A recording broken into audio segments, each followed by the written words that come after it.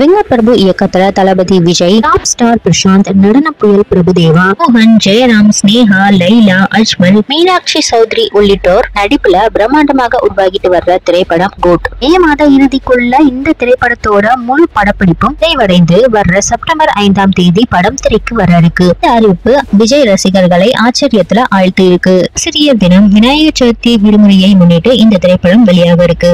மகன் டபுள் ஆக்ஷன்ல தளபதி கலக்கி இருக்கும் கோட் திரைப்படம் செப்டம்பர் 5ஆம் தேதி வெளியாக இருக்கிற நிலையில 4 வாரங்கள் கழித்து சரியா அக்டோபர் 4ஆம் தேதி வெள்ளிக்கிழமை நெட்ஃபிளிக்ஸ் OTT தளத்துல கோட் திரைப்படம் வெளியாகும்னு தகவல்கள் வெளியாகி இருக்கு. படத்தின் தென்னிந்திய OTT உரிமையை 175 கோடிக்கு வாங்கி இருப்பதாக தகவல்கள் வெளியாகி இருக்கு.